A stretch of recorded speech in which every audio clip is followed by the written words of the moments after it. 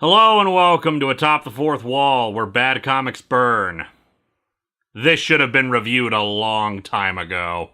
3 years and 170 episodes ago, I did a 4-part retrospective on the Teen Titans, up to my favorite series of the book, the late 90s, early 2000s version that began with my favorite comic of all time, JLA/Titans, The Technis Imperative. This was a glorious time to be a DC fan. Aside from the fact that DC creatively had gotten their acts together and put out some fantastic revivals of books that had been having so many problems, but also DC actually for 2 years had a larger market share than Marvel. If you want more details there, look at SF Debris' Rise and Fall of the Comics Empire videos. However, the sad truth about comics, especially in the last 20 years, is that books will start strong, but will lose interest over time as the readership stabilizes. It is almost always a downward spiral, like water slowly leaking out of a glass with a teeny tiny hole in it. It'll take a while, but it'll empty eventually. The Titans ended in 2003 with about 22,000 readers. Still within the top 100 books, at number 98, but also pretty low when it comes to justifying keeping books around. Remember that Threshold book from the Blue Beetle retrospective?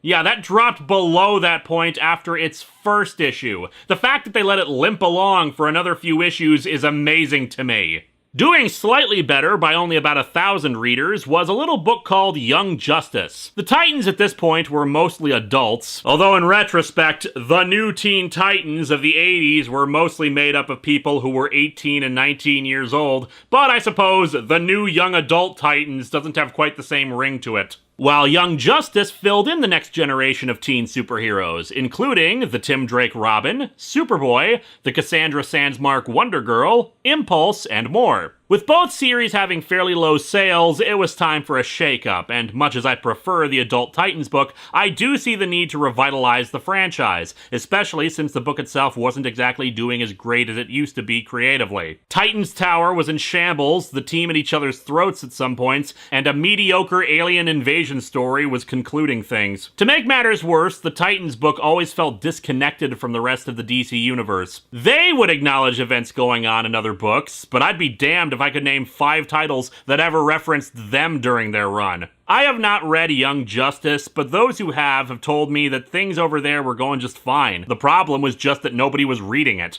The consistent quality was helped by the fact that Peter David of Bill Jemas Made an Idiot Bet With Me that Marvel would do better than my book fame was the longtime writer of it, aside for a couple of issues. Having a single writer for the entire book's run means that you can actually develop the characters and plan things for the long term. So yeah, while the books were not horrible, it was probably time for a new status quo to attract readers. A big relaunch, especially since the Teen Titans animated series was coming that year.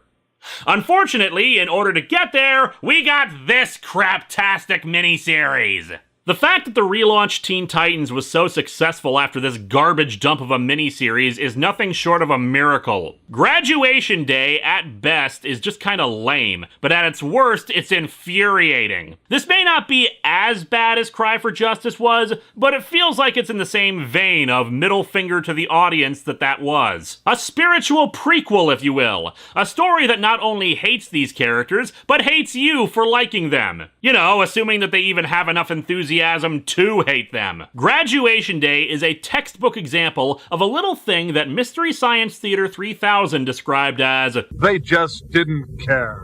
So let's dig into Titan/Young Justice Graduation Day #1 and see how you destroy 2 teams with a shrug and a disinterested sigh.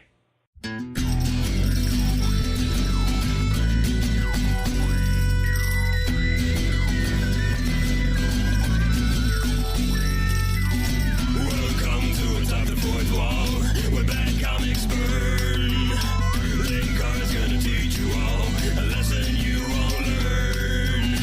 Brodsky, you're not the smartest. Life out, you're not an artist. Anyone who's had a bad comic published, it could be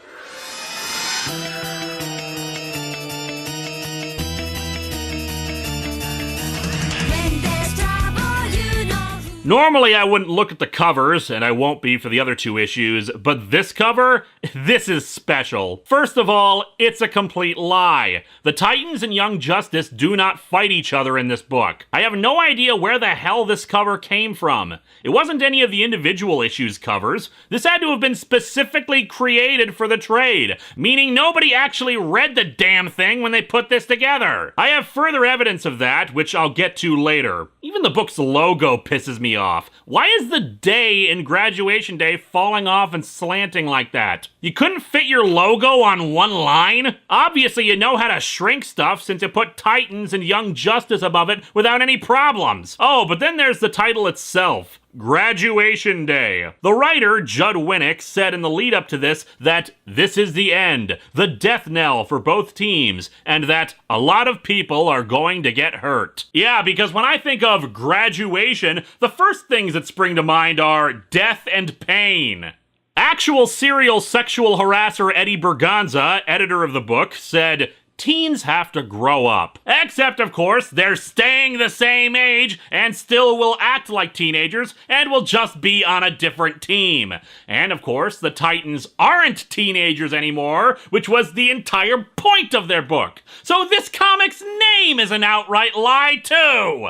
As for the cover itself, which even if it was a fight between the two teams, is still pretty lackluster, being just for shots of heroes grappling with one another. The background is another shade of lazy, since it's just a vague sky with a gradient coloring. The matchups make sense, with Jesse Quick and Impulse being the two speedsters facing off, Donna Troy and Wonder Girl, who for some reason has really sharp nails and a demonic smile on her face. What the hell book were they thinking of when they made this thing? Nightwing and Robin. But the one that makes no sense is at the bottom, with Superboy and Cyborg. What the hell do they have to do with each other? It's just their heads, too. You didn't need to include them at all. In the actual cover for the first issue, they didn't either. Just Robin, Wonder Girl, and Impulse running with their shadows, forming stylized versions of their Titans counterparts. Simple, effective, and makes sense. The layers of bullcrap on this cover keep going, because we also have this inexplicable red stripe along the left side.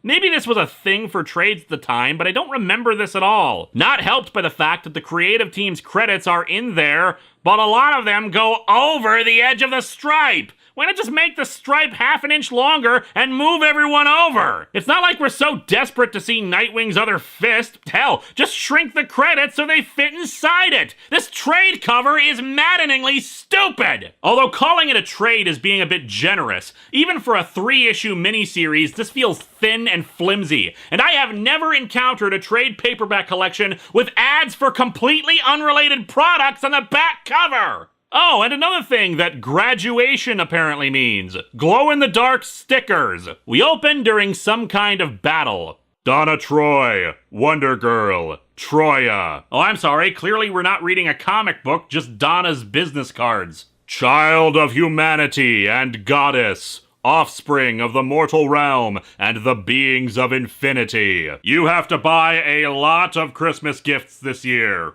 Come to us, godling. Take your place in the war. We have need of you. And your battle bikini made out of a few pieces of string. Thank God she has those protective napkins covering her nipples. The underside of her boobs really turned the tide in this fight. And thus we have the title page, and good lord! Wow, that is ultimate Escher girls posing right there. Not only the classic boobs and butt visible at the same time, but her legs are spread so far apart that apparently she's a battle ballerina. A battle-rena, if you will. And of course, since she's twisting her spine around to such a degree, she's screaming in pain through gritted teeth. Hell, the very idea of screaming that loudly in the word balloon, yet having her teeth clenched, just seems silly as all hell. Oh wait, maybe she's screaming because she's gripping her sword's blade instead of the handle. Unless that sword's handle is just really that long for no good reason. Also, I think her sword is broken, so that's another reason to be screaming. Take a look at these demonic beings all around her that she's fighting. Yeah, they have nothing to do with what's actually going on. The eventual explanation for this makes no sense with these things, except as some kind of weird dream reinterpretation of things, but that doesn't explain the outfit that'd make Red Sonja roll her eyes at how impractical it is. Anyway, Donna wakes up.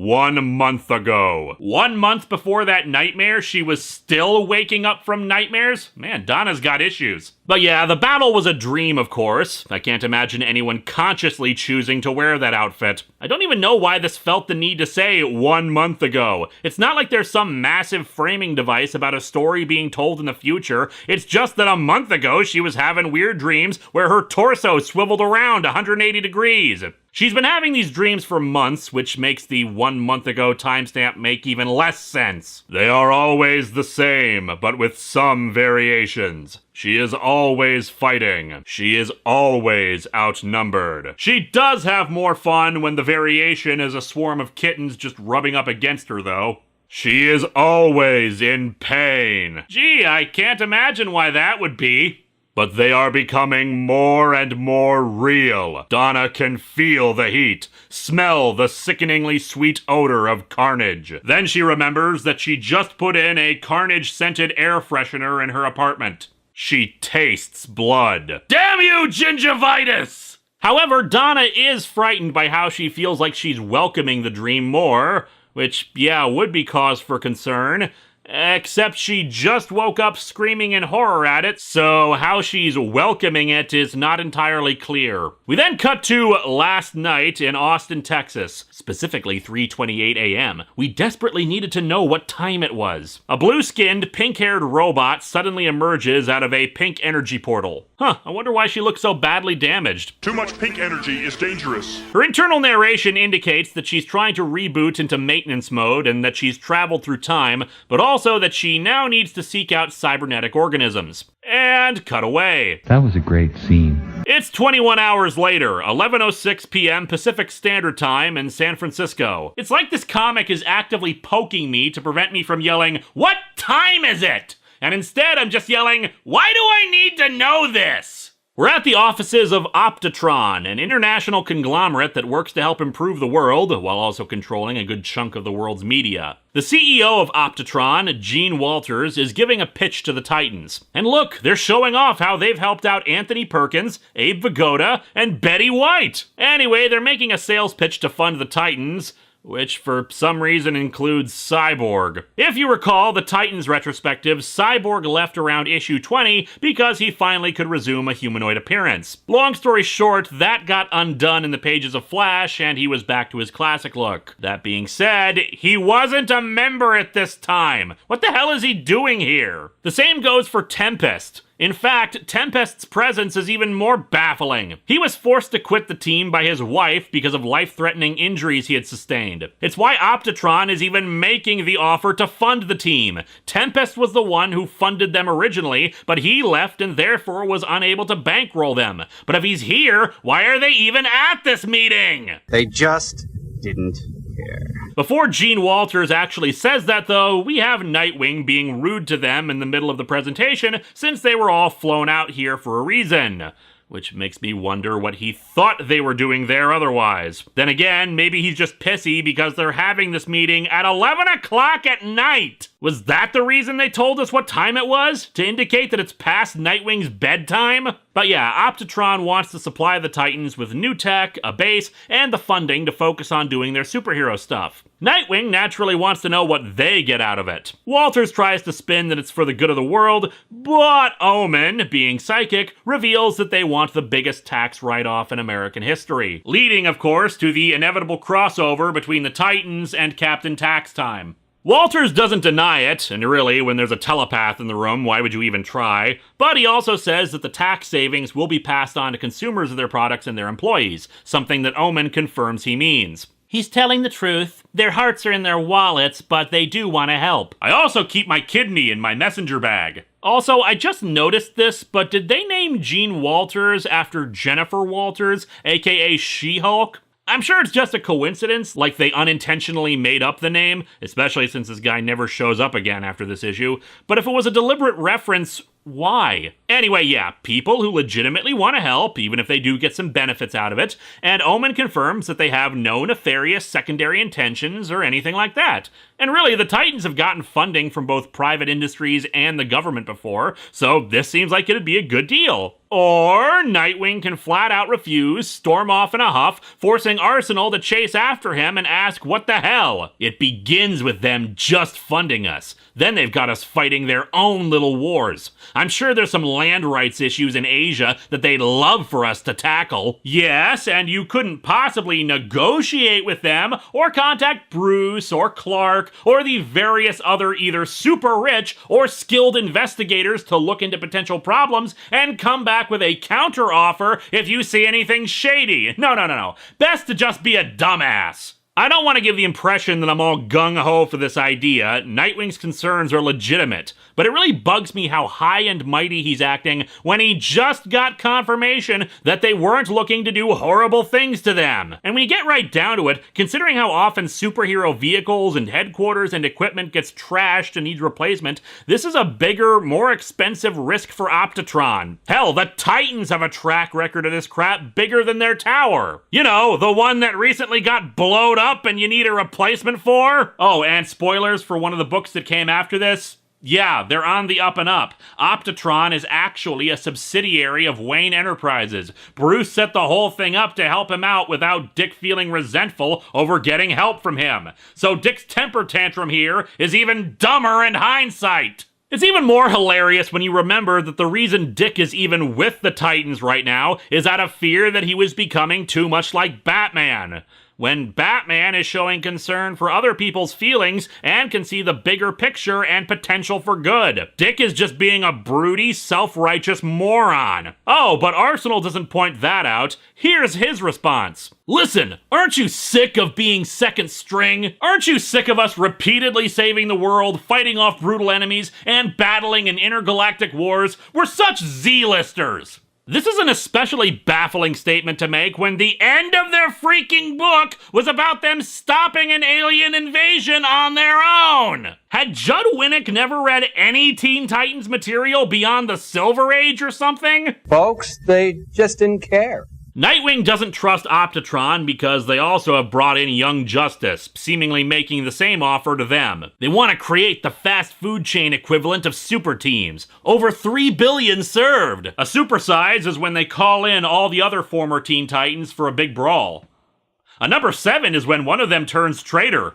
We cut to Tucson, Arizona, apparently in the middle of the day despite it just being 11 at night a minute ago. Then again, they are out in the southwestern US desert. This could just be Night Vale's fault. We go inside the Franklin military installation, where a bunch of robotic DC characters called the Metal Men are doing some work for the government. The robot from earlier teleports in and attacks, attempting to interface with the Metal Men, but they lack the necessary technology she needs, so she starts scanning for more. Back over to our heroes, they're continuing to argue about this, with everyone except Nightwing saying that they should hear them out and talk about this. Cyborg suggests that they take a break, but then, hey, did it just get a whole lot warmer? Ew, who peed in the pool? The android teleports in and immediately latches onto Cyborg, interfacing with him. The teleportation apparently created a massive energy blast that sent everyone back. When they recover, Argent and Jesse Quick leap into action and are blasted back and pretty much out of the story. Yeah, not only is the characterization poor in this book,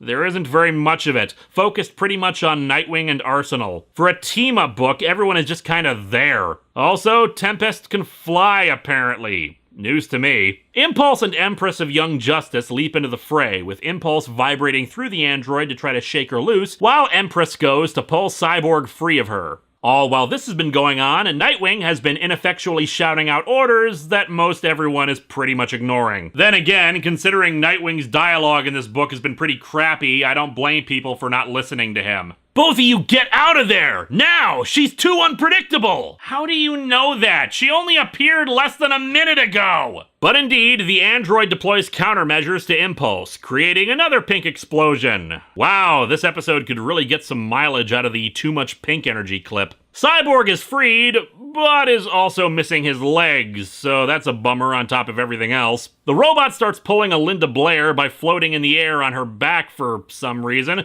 exclaiming that she's entering into defense mode. At that maneuver, Superboy is switched into attack mode, but sadly the robot cannot be destroyed as a result of battle, and their turn ends. The robot tosses Superboy aside and freezes him in pink energy. Donna goes in and punches her from behind, and looking absolutely ridiculous as she does so. I've got to get in my yoga stretches during this battle. Why are her eyes closed? And again, Tempest cannot fly! Oh, and then he gets knocked out of the air by another energy blast. But hey, why would magic, super speed, tactile telekinesis, or anything else stop her when Arsenal can just shoot her with a gun, blasting her arm off? You see, they just didn't care. Not so tough now, are we, Lefty? Thank God I have both of my arms. As long as I got both of my arms, it's a China cat-free life for Arsenal. Roy, I know you're just posing to be overly dramatic and crap, but could you stand somewhere else? You're right on top of Superboy's crotch. And that is apparently enough for the robot, who decides she's not powerful enough for this fight and teleports away.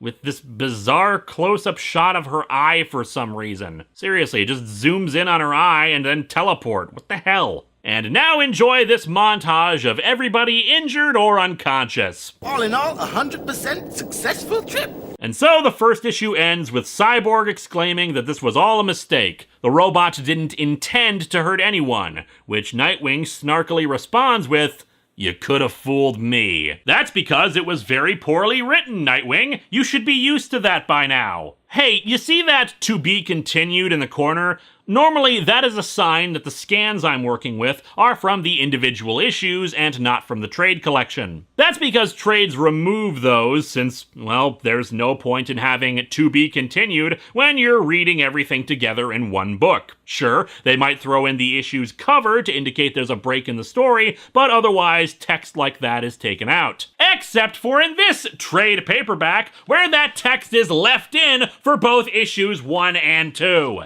As I said at the beginning, clear evidence that nobody actually read this thing before putting it together. Folks, they just did not care. This comic sucks, and it's only going to get worse. At best, it's pedestrian and average, supported on the idea that you're already familiar with these characters and thus don't have to work on developing their characterization in any significant degree. In some cases, that's okay, but it might have been helpful if we were given stronger characterization of members since, gotta be honest, I don't know very much about Young Justice. This was still during a time when I was only really following the Titans. That changed, obviously, but this book is supposed to bring about the end of 2 teams and start 2 new ones. And its first issue doesn't show off anything unique or interesting, just Nightwing complaining during most of it. The fight scene was atrocious. Aside from the robot just being overpowered and being able to counter everything thrown at her, everyone seemed impulsive and inexperienced despite,